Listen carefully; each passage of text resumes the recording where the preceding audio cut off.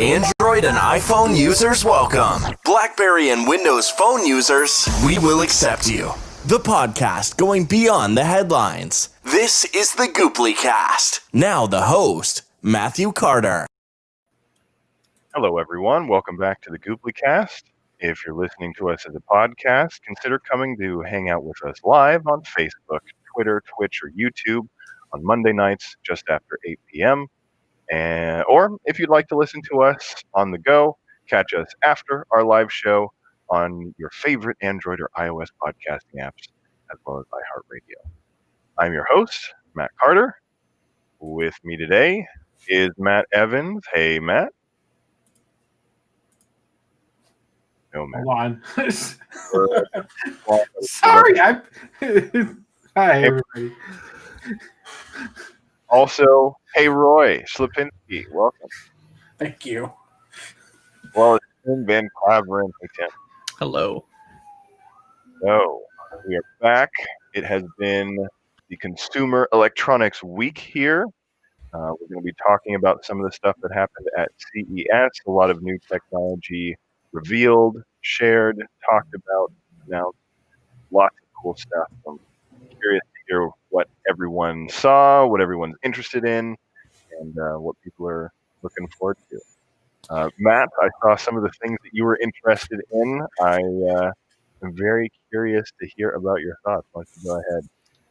Yeah, so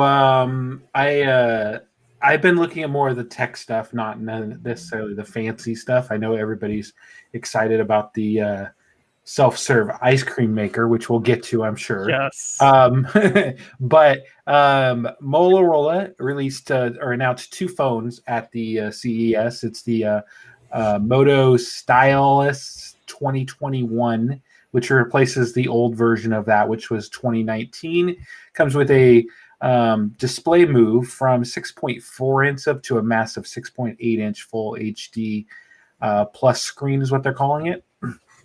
It inherits a lot of the stuff that the predecessor had, like 4G or 4 gigabytes of RAM, 128 gigabytes of storage. Snapdragon 678 is an upgrade to the older one from the 665. So you get a slight upgrade there. The pricing for it is $299, so it's a very budget phone. If you're in the US, it would be $299. And then for those in the US, pre-orders for Handshut and a variety of retailers will occur on January 14th. Such carriers would be AT&T, Verizon, T-Mobile, Google Fi, and probably some other, prepaid carriers, as it's more of a budget line phone. We'll see. And then the bigger model of theirs was the Motorola One 5G, which has a little bit more. Oh, I should mention that the Moto G Stylus comes with a stylus. Oh, which I think is, I love styluses, and I feel like that's kind of a more premium phone feature. So to see it, you don't see stylus in many phones much anymore. Yeah. They've talked about it in the iPhone for a long time, wanting to be able to use the Apple Pencil with it. But still, again, you don't. So, so Moto released the stylus for that. And then the Motorola One 5G has a fingerprint sensor on the side, so not on the back like most phones do. Has a front-facing 16 megapixel selfie camera with an 8 megapixel f2.2 ultra wide camera for group shots, and the rear camera is a 48 megapixel f17 main for the main camera, and then 8.2 megapixel f2.2 ultra wide, a 5 megapixel 2.2 macro, and then a 2.2 or 2 megapixel f2.2 for depth cameras. It supports 4K video recording, has a 7-inch screen, and runs stock version of Android. So essentially, if it came directly from Android, this is what you would get. No carrier or anything. No carrier like apps or phone maker apps like on it that you can't delete or anything like that. Just pure Android. Yeah, so comes with 5,000 milliamp battery, charging speeds at 20 watts, and Snapdragon 765G. There is a single version of the phone which comes in 128 gigabytes, and costs about $444.99 is what it says. The G, it's also 5G, obviously. So yeah, just a couple of phone takeaways from mine. And then there was a couple other things that I saw that were not phone related. So the Belkin Boost Charge Pro 2-in-1. So this is ultimately a phone charger, and then it has a little cradle where you could put a secondary phone possibly, or you can put your AirPods or headphones.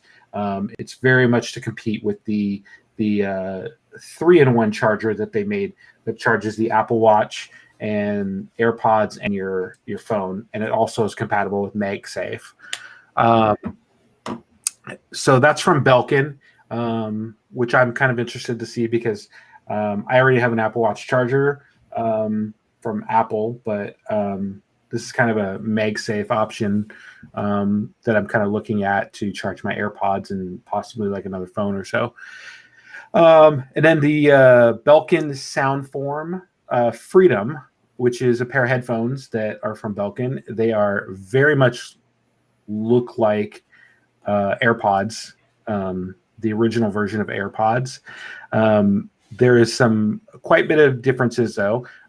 It does come with Qi wireless charging, has a USB-C port. 15 minutes of fast charging adds about 2 hours of enjoyment for the audio. Features custom ear tips in 3 different sizes, very similar to the AirPods Pros, which you can replace the tips on them. And then it's IPX5 for sweat and splash resistant. Belkin plans to release the sorry, I just lost my thing here. 2-in-1 charger.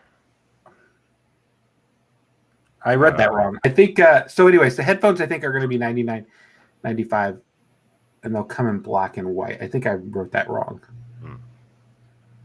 So, anyways, a couple things from Belkin, and then the last thing I thought was kind of cool from Razer. If anybody here is a Razer fan, they came out with a high-tech N95 mask, which is a high-tech face mask with active ventilation, and then it has a clear shield so you can see when you're talking to people. You know, normally face masks cover all that up. It has a clear shield so you can see what you're talking to. Comes with a charging case and ventilation to recharge the ventilation, and does a UV sanitation. And then it has cool LED lights on it because why not? Of course it does.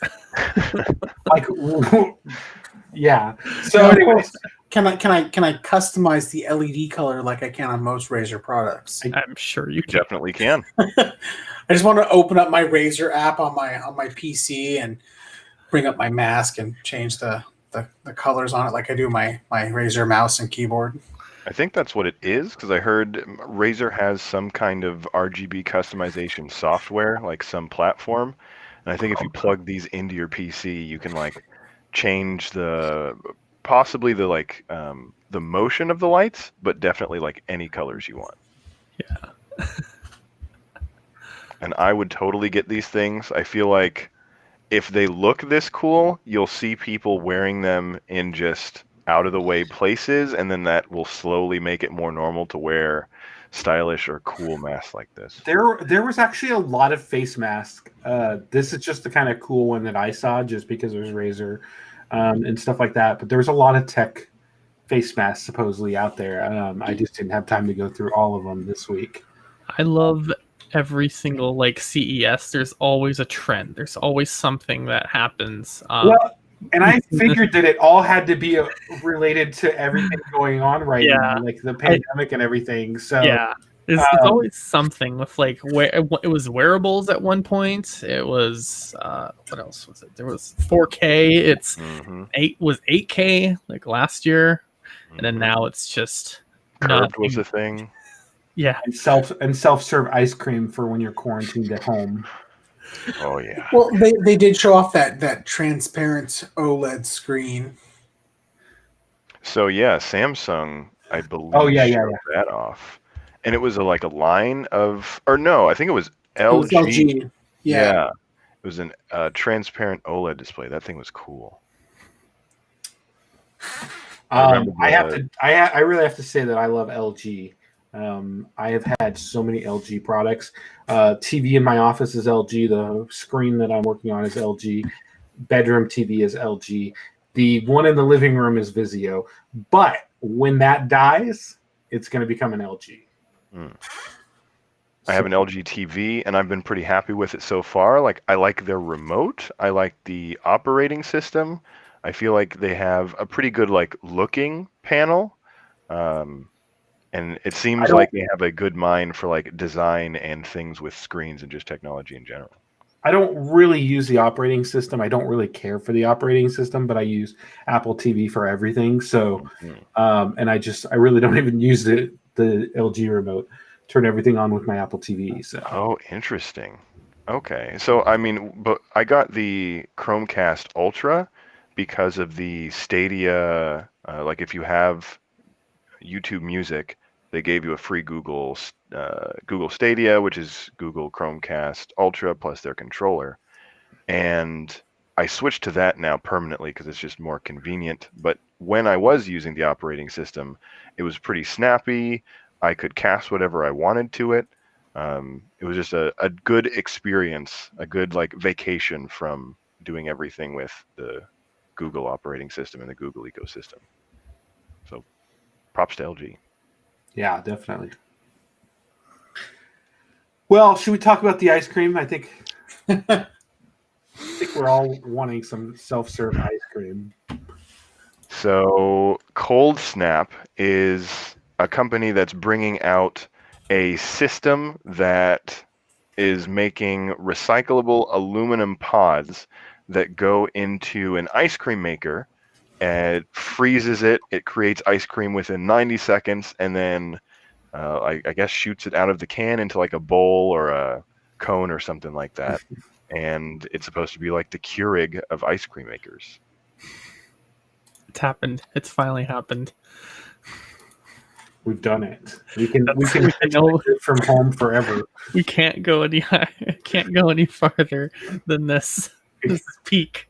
Yep. No, I agree. One thing that concerns me about the machine is how much the pods cost. I would pay probably anything. I would pay whatever price for this machine. Roy, you were talking about how much it might cost. They're saying anywhere from $500 to $1,000. And I love me some software serve ice cream. Don't get me wrong. I'm not ready to buy the Keurig version of ice cream for $1,000 though. I'm not sure what price point I'd feel comfortable at, but I think $500 to $1,000 is a little bit much. I'm sure it'll come down in price. I mean, Keurig eventually came down in price, so I'm sure it will too. It's just the soft serve at home craze has got to really kick off, and once the R&D is paid for itself, the price will come down. Mm-hmm. What's going to happen with every other soft served? Is McDonald's going to continue serving soft serve ice? Well, I mean, their machine's always broken, so I have to tell you something. Okay, hold on. So when did the pandemic start? Roughly September of 2019, but technically I don't know, January. When did we go to the stay home order? It was March, right? It was March. Yeah. It was March, yeah. So there's one fast food place on the island, and it's a McDonald's. And literally since March, the ice cream maker has been broken. They have this electronic screen, and it's crossed out saying coming back soon, and it's been like that forever. And every time we want ice cream, you can't get ice cream because it doesn't work. Well, we went by there yesterday, and it's finally fixed after literally almost a year of not being working. It's finally working again. Is that a sign of things getting better? McDonald's carries ice cream again? Soft serve ice cream? I don't know, but like I'm wondering if they saw the preview to CES maybe or something like that, and said, "Oh, we better get our ice cream maker working before people go out and start buying their own self-serve." So, like before this got announced, I didn't know that the price of ice cream makers has like come down dramatically from what I expected. Because like I remember these big giant machines that make quarts of ice cream, and you have to like store them in the freezer after you like whip them up and mix them and everything, and you have to deal with like ice and rock salt. But like you can buy, I'm looking on Amazon, you can buy a Cuisinart Ice 45P1 mix serve for $100, and you just have to like buy the pouches of things to mix together and like pour it in the machine yourself. It takes 20 minutes, and that's $100. That's a little too. Yeah, by then I may not want ice cream. I think 20 minutes is a little too long to wait for soft serve ice cream. Could be.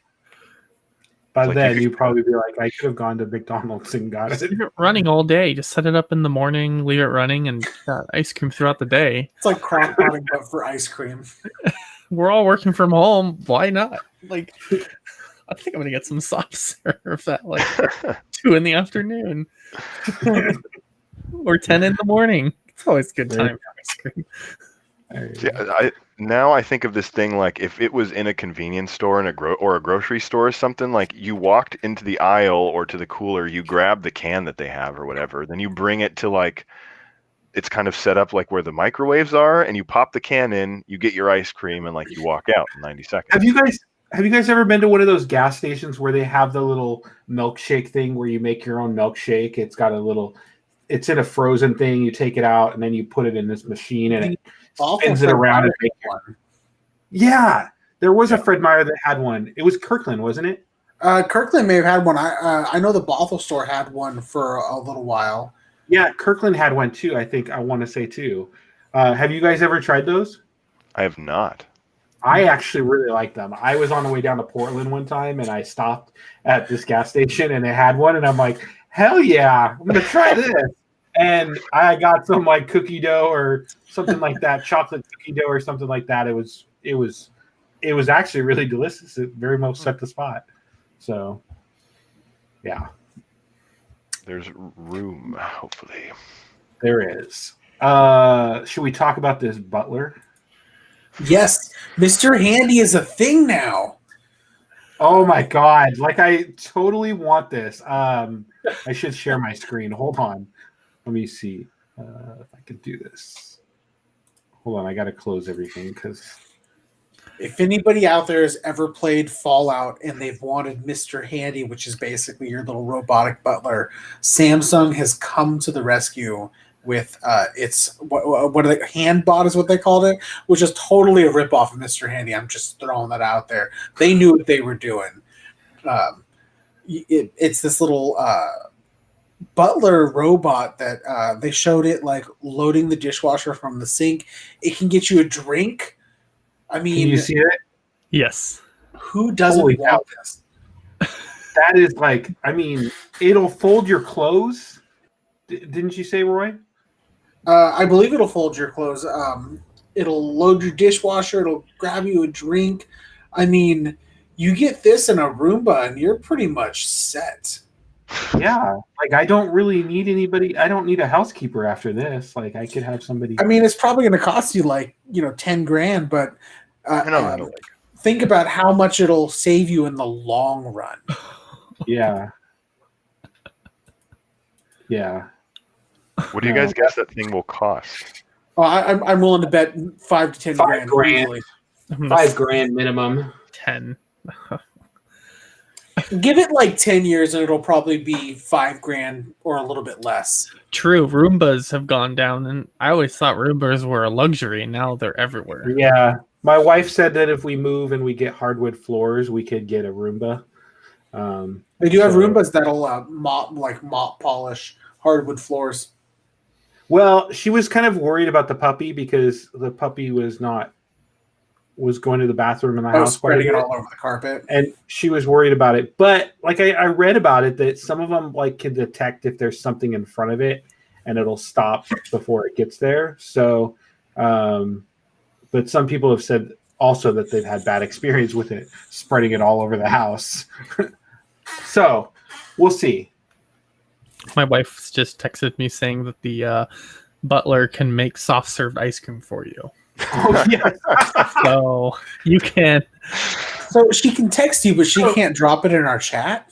She did. Well, she did say something in the chat. Well, She she put an ice cream. emoji. Yeah, she put an ice cream maker in there. I just saw that. Sorry, I haven't been paying attention to the chat. Well, so it sounds like your wife wants a butler and a self-serve ice cream machine. I know what we're getting for Christmas next year. Yeah. I'm totally waiting for the version of both of those together. It's a self-serving ice cream butler. Oh, I can bring it to you. Well, it just makes it right there in its chassis. Yeah, just wherever you are. Wherever it is. I wonder if you can rename the butler to a different name. Like, can you call it Jeffrey? Jeeves? Jeffrey from Fresh Prince of Bel-Air. I'd be like, Jeffrey! I can't wait to see the videos of this thing in people's houses with kids as they like put every conceivable sticker on it and just have it be like a mobile billboard. Oh man.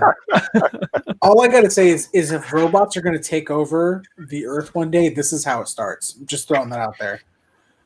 It is. This is definitely how it starts. There you go, Roy. It's in the chat. Thank you, Zoe.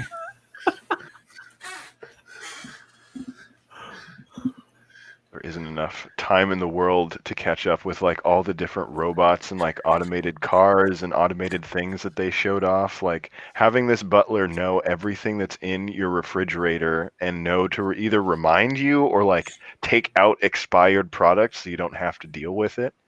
Or the butler gets snippy and it's like, I think you've been eating too much soft. Yeah.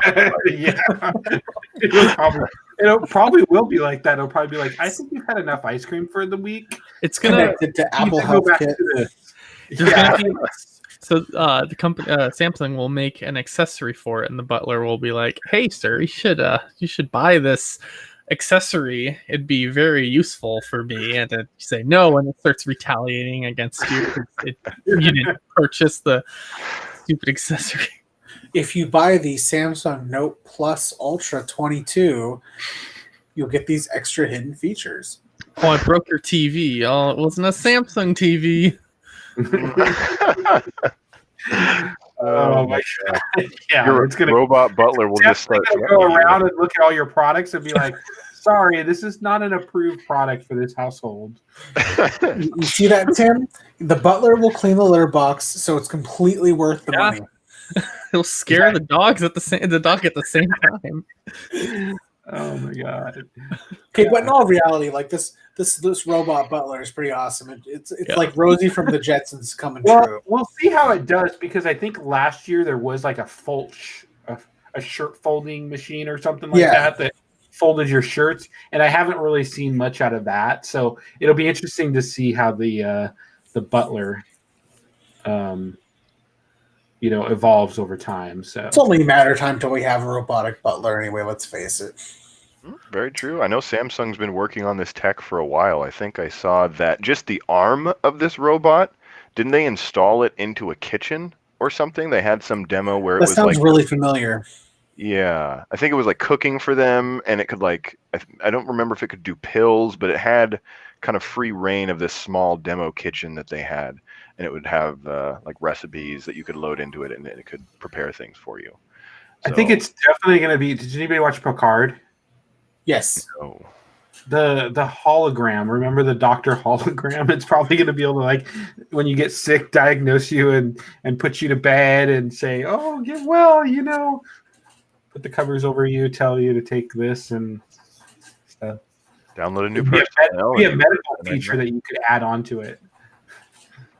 I would pay for a DLC of the Next Generation Doctor. No, the Voyager Doctor. Oh, the EMH? The EMH. Yep. But you see in Picard, the hologram tech that Matt's talking about, and this is spoiler free. The ship that they're on has like a hologram program for every function of the ship that can take over. So basically, one person can command the ship and have the holograph crew. There's an emergency navigation hologram, emergency security hologram, the emergency medical hologram. So basically, one man runs the ship with a bunch of holograms. It kind of takes over from Voyager too, because Voyager, the Doctor then added subroutines so that he could take over command of the ship as well and become the command hologram as well. So it's kind of the same kind of features, I think, from that. It kind of just evolved to it, but I would like to see that in the next version of the Butler. Is there going to be apps developed for it? Can you develop apps for this? That would be another possibility for Samson, where they can develop apps to install on your Butler. Well, when Amazon Echo first came out, I thought it was the stupidest thing ever, because it was like, just use your phone. That's the same thing. But now, realizing all the apps that are available for it and all the integration, it makes it completely worthwhile. So if they can do that with this thing, then yeah. Unfortunately, you only get Bixby with this Samsung Butler. Oh, no. Oh, there's a fire. Sir, I blocked all the doors. No. I don't think I heard them mention Bixby once during their press conference. I don't know why they hold on to Bixby. Everybody hates it. I don't know anybody that uses that for a smart assistant. Yeah. Do they still have the button that's dedicated on phones? I think they took it away this last year, or even this year. But even if they did, like every time they've done it, it's been dedicated just to Bixby, and there's nothing. Oh, it was last year they still had it. It was the power button. The power button was the Bixby button. Like you had to like hold it a certain way to actually access it as a power button. Otherwise, it was the Bixby button. Can you imagine how annoying that would be to get used to? God. No one tested that for usability. They're just like, we need to cram Bixby in somewhere, and people won't use it unless it's a physical thing that they can accidentally press sometimes. Well, that's exactly. How can we accidentally how can we force people to accidentally use Bixby? Yep. Yeah. Anything else that popped up that you guys wanted to talk about? There was also that board game table. Did you guys see that? Oh, the gaming table? That did look really cool. You mean the Surface from 2000, like from that PAX when everybody got to try it? It was amazing. We wanted it the whole time, and it was only like $600 or something like that? I think so. It was like not the 10,000 that the original Microsoft Surface table was. They made a second version, because the original one had like a projector in the table. Oh. And it was like crazy. This seems more like this new one, the Infinity Game Table is what it's called, seems more realistic. Oh yeah, here it is. I got it right here. Let me see if I can pull it up here. Infinity Game Table.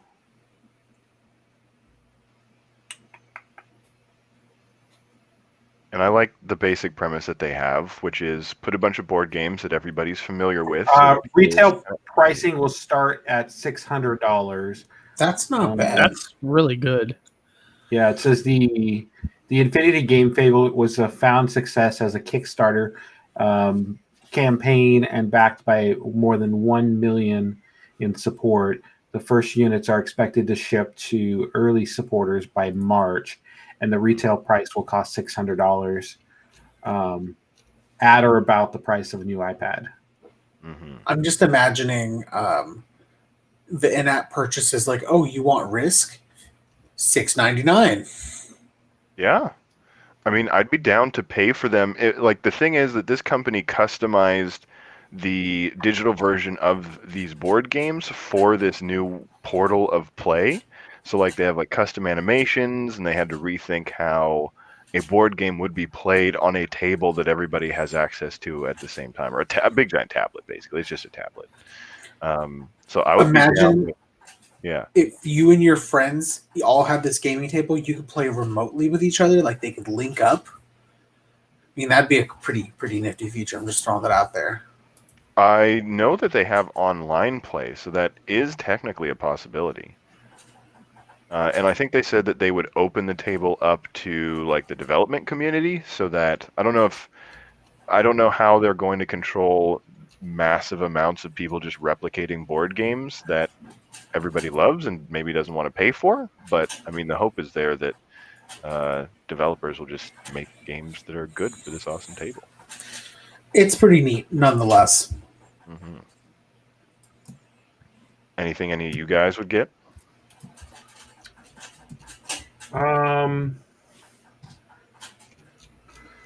Let's see, what would I get? Yeah, I'd probably get the butler. I'd probably get the ice cream maker. But there was this something. What did I see here? So Samson, was it Samson? Hold on, let me see. Sorry, I'm scrolling through all my notes here.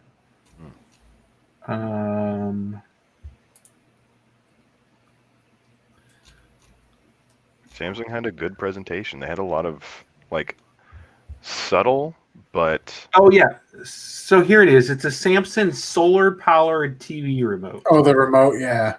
Yeah. So like if you because we all go through batteries. If you just put it in front of your window, it'll charge, and then you won't ever have to replace your battery, which I thought was kind of a clever idea, unless you don't live anywhere where it's sunny.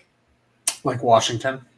Like Washington. If it rains 7 days in a row, or 30 days in a row, and you need to charge your battery for your remote, what do you do? Like, that's the only thing I fear from it. But and then there was also a touchless toilet paper, touchless toilet. Yeah, it's like the handle. Yeah. I remember seeing one of those from Kohler, like what looks like a high-end furniture company. Yeah, it's a Kohler, and it's got a built-in LED light. They introduced two of them. They'll go on sale in March and cost between $600 and $800. But I just thought that was kind of a cool thing, just because of COVID. That would be good for if you had a business or whatever that you needed to replace your toilet and have a touchless, But don't they already have those? They already have those out there. I guess not one. This one looked a little cooler. Like the lid raises and lowers automatically on this one. Yeah. So the other one has the lights, and it has the LED lights on it too. So very important these days. Yeah. Did you guys see the touchless doorbell? You stand on the I did see doormat. Yeah. You stand on the mat, and then it rings the doorbell. Yeah, that was pretty good too. Everything's touchless this year. Can't imagine why. Oh, I and want that mask though. The refrigerator that disinfects like water. Oh yeah. There are a bunch of fridges now. They were talking about how they put like ultraviolet light into the like water or ice dispenser or whatever, so that what you get is just like clean, disinfected water. Yeah, that talking refrigerator, that voice command refrigerator, also does that too. Yeah, I think it has an UV light or something in there to make sure that you have clean water. Which I think is cool because I don't know. I feel a little skeptical about like when I don't use my water dispenser for like I go on vacation or something and I come back and I'm like, I don't know how sanitary this has been just sitting here with like moisture. Yeah, like it would be really good like if you had let's say if you had like a B&B or something, or an Airbnb, that you were renting out or something like that, that would be a good use for it. Same thing with the toilet, I mean, if you wanted to, you could, raise it up and down, without, touching it, so. Which I think is the cool aspect about it. I like the idea that this could be a toilet that you could use while you're in VR that just like raises and lowers and flushes for you. Yeah. I can just see Matt with his VR headset on there, sitting on the toilet, Like, it's going to do everything for you besides. And he walks away and it shuts the toilet seat lid. Yeah. It just needs to be a bidet. Then it would be the ultimate auto toilet. Yeah, definitely. Well, anyways, another CES in the book. Anything else that you guys found that was really cool? I know there's a lot of... Go ahead. I was just going to ask if you guys were interested in the motorized like phone to tablet concept that I think it was also LG that showed that off. I think you're right. I think I read something about it. The scroll or the rollable phone, I think is what they're Oh, calling it. yeah. It's this phone that you can hold it in, portrait mode, and then it is just a regular phone. You flip it, it becomes landscape, and then the side of it extends upward so that you can use it as like a tablet. And I think that's just a concept.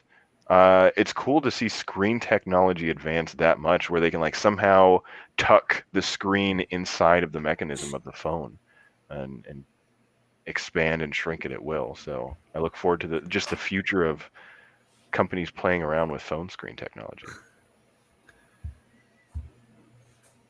Yeah, that was the... Yeah. Oh, there it is. Yeah, rollable phone. Yeah.